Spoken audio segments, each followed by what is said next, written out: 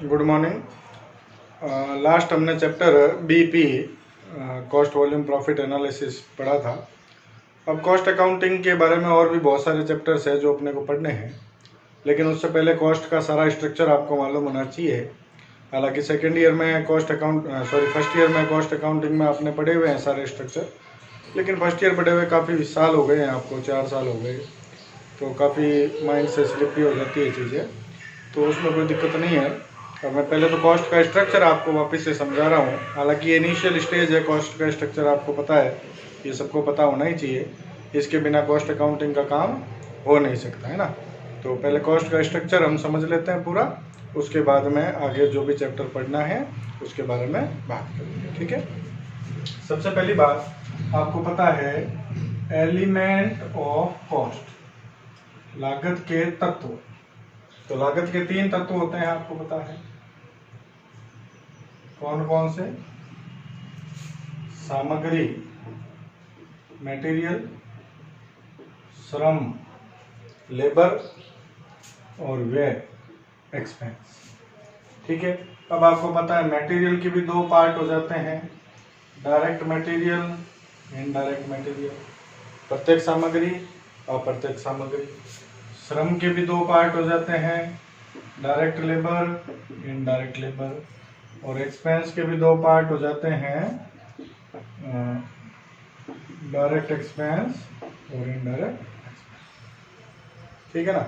तो आपको मालूम होना चाहिए कि डायरेक्ट डायरेक्ट डायरेक्ट तीनों को जोड़ दें। Direct material plus direct labour plus direct expensive, तीनों को जोड़ देते हैं तो क्या आ जाती है? वस्तु की प्राइम कॉस्ट आ जाती है। पढ़ रखा है आप लोगों ने, रिवीजन करा रहा हूँ तो वापस से आपका रिवाइज हो जाएगा। Direct material, direct labour, direct expensive, तीनों को जोड़ते तो प्राइम कॉस्ट आती है। इनडायरेक्ट मटेरियल, इनडायरेक्ट लेबर और इनडायरेक्ट एक्सपेंसेस, इन तीनों को जोड़ देते हैं तो आता है ओवरहेड, ऊपरी व्यय, है ना। तो डायरेक्ट तो डायरेक्ट ही है, उसमें तो कोई दिक्कत ही नहीं है, लेकिन ओवरहेड तो इनडायरेक्ट है, एक से ज़्यादा काम के लिए यूज हुआ है, तो फिर इसका बंटवारा भी करना पड़ता है आपको। डायरेक्ट का तो कोई बंटवारा नहीं होता है भाई, डायरेक्ट खर्चा तो डायरेक्ट प्रोडक्शन पे लग रहा है, इनडायरेक्ट खर्चा है वो एक प्रोडक्शन पे नहीं लग के एक से ज़्यादा प्रोडक्शन पे लग रहा है, तो वो जो ओवरहेड है उसको सारे प्रोडक्शन पे अलग अलग अपने को बांटना पड़ेगा। तो ओवरहेड का बंटवारा कैसे करते हैं उसके बारे में बात करते हैं हम, ठीक है ना।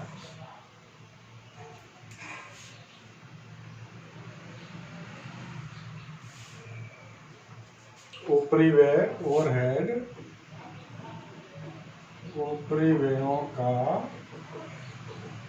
बंटवारा। ऊपरी व्ययों का बंटवारा 2 आधार पर करते हैं हम। देखो, हम चाहे तो ऊपरी व्ययों का बंटवारा कार्य के आधार पर भी कर सकते हैं, अकॉर्डिंग टू फंक्शन, और हम चाहे तो ऊपरी व्ययों का बंटवारा प्रकृति के आधार पर, अकॉर्डिंग टू नेचर। 2 आधार पर ऊपरी व्ययों का बंटवारा कर सकते हैं। तो यदि हम कार्य के आधार पर बंटवारा करते हैं तो ऊपरी व्ययों के प्रकार क्या क्या हो जाते हैं? कारखाना ऊपरी व्यय, जिसको हम फैक्ट्री ओवरहेड या वर्क्स ओवरहेड कहते हैं। प्रशासनिक या कार्यालय ऊपरी व्यय,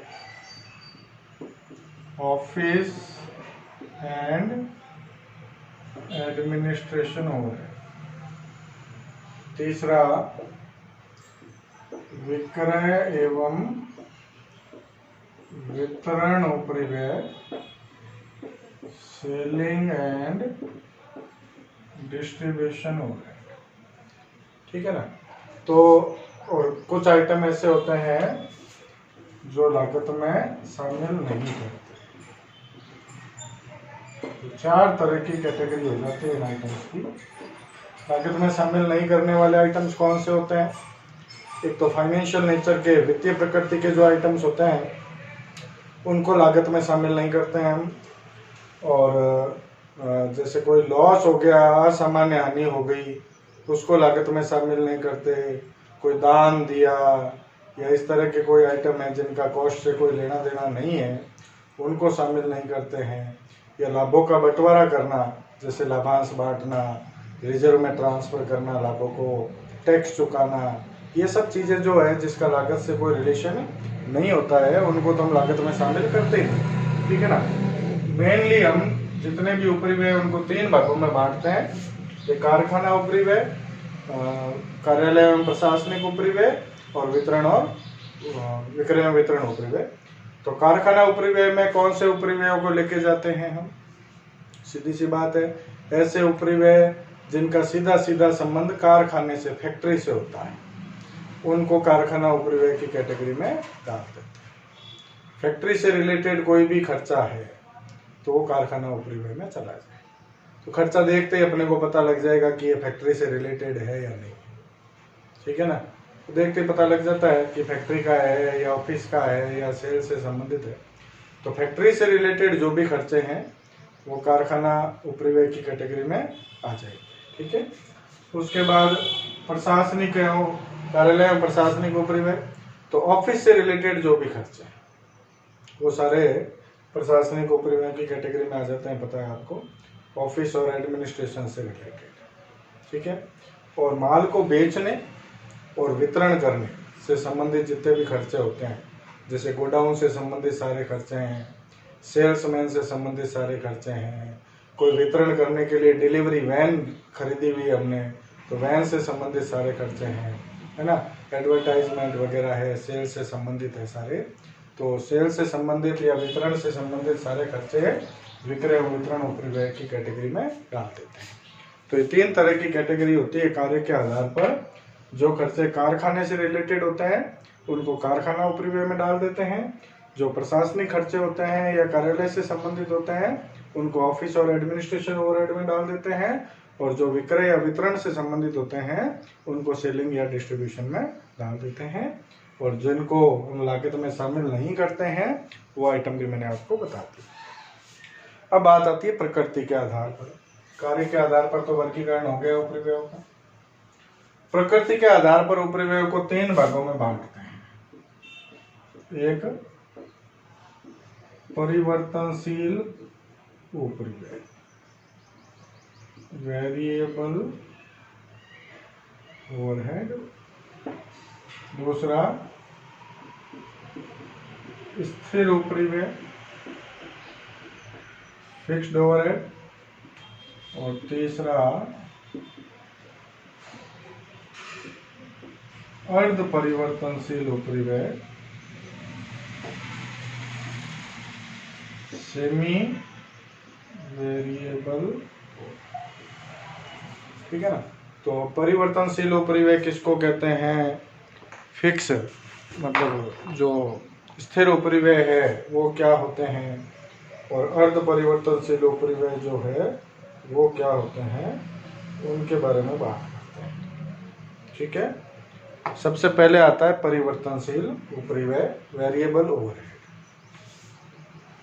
परिवर्तन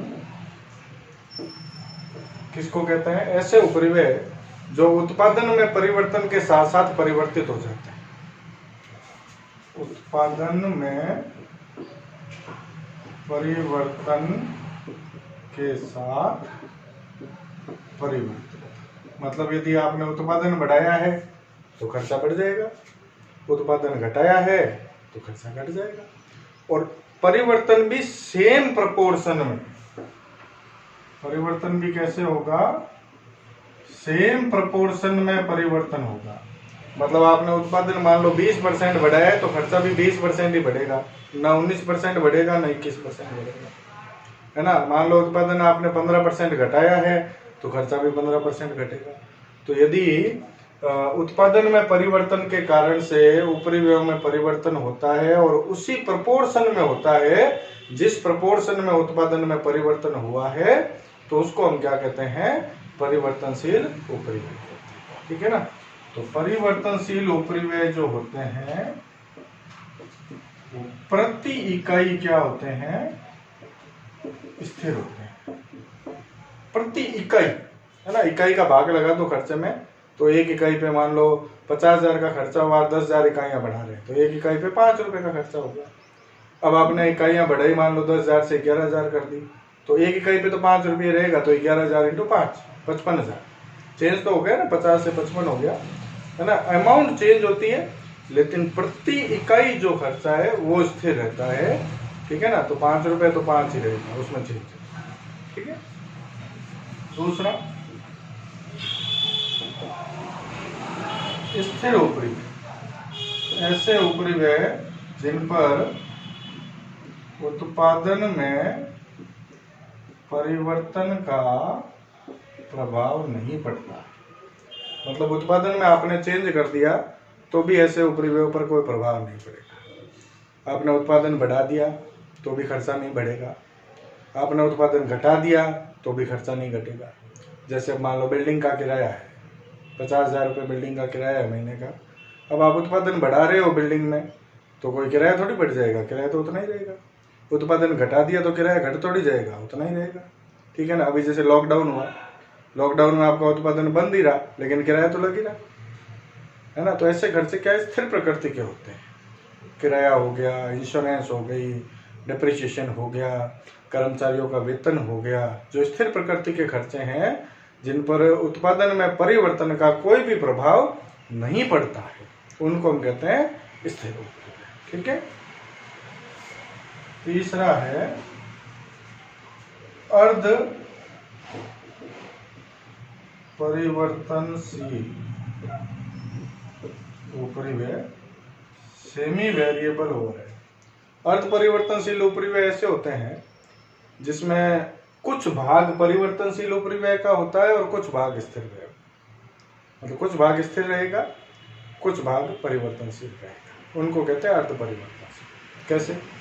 जैसे आपके घर में बिजली का बिल आता है। अब बिजली का बिल आता है तो आपने कभी बिल देखा हो तो मान लो 500 रुपये तो मीटर किराया स्थिर है। अब आप बिजली की कितनी यूनिट भी जलाओ, ठीक है ना, आपने मान लो बिजली की 100 यूनिट जलाई किसी महीने में तो भी मीटर किराया 500 ही है। आपने बिजली की 1000 यूनिट जलाई तो भी मीटर किराया 500 ही है। आपने बिजली की 10,000 यूनिट जला दी महीने भर में तो भी मीटर किराया तो 500 ही लगना है। मान लो आपने एक महीने घर बंद करके कहीं चले गए, बिजली जलाई ही नहीं है तो भी मीटर किराया तो 500 लगेगा, है ना। तो ये तो इसमें स्थिर व्यय हो गया मीटर किराया। और जितनी बिजली आप यूज ले रहे हो उतनी बिजली का जो खर्चा है, मान लो 1 यूनिट के 10 रुपये लगते हैं तो आप 100 यूनिट यदि जला रहे हो तो 1000 रुपये लगेंगे एक्स्ट्रा। 1000 यूनिट जला रहे हो तो 10,000 रुपये लगेंगे। 2000 यूनिट जला रहे हो तो 20,000 रुपये लगेंगे। तो ये परिवर्तनशील है। तो परिवर्तनशील भी है उस बिल में आपके जितना आपने बिजली कंज्यूम की है, बिजली का जितना उपभोग किया है आप, उसका खर्चा जो आएगा वो तो परिवर्तनशील है, और मीटर किराया जो उसके अंदर जुड़ा हुआ है वो स्थिर है। तो अर्ध परिवर्तनशील उपरिव्यय जो होते हैं वो स्थिर और परिवर्तनशील उपरिव्ययों का कॉम्बिनेशन होते हैं। अर्ध परिवर्तनशील में दोनों उपरिव्यय शामिल होते हैं। अब मान लो आपको 2 लेवल की सूचना दे दी जाए कि प्रोडक्शन लेवल अपना 5000 इकाइयाँ हैं, उस पर अर्ध परिवर्तनशील खर्चा इतना लगा, और प्रोडक्शन लेवल 8000 इकाइयाँ हो तो अर्ध परिवर्तनशील खर्चा इतना लगा। और आपको कहा जाता है कि इस अर्ध परिवर्तनशील खर्चे में से आपको स्थिर अलग करना है और परिवर्तनशील अलग करना है, तो हम कर सकते हैं। उसका एक फॉर्मूला होता है वेरिएबल कॉस्ट पर यूनिट।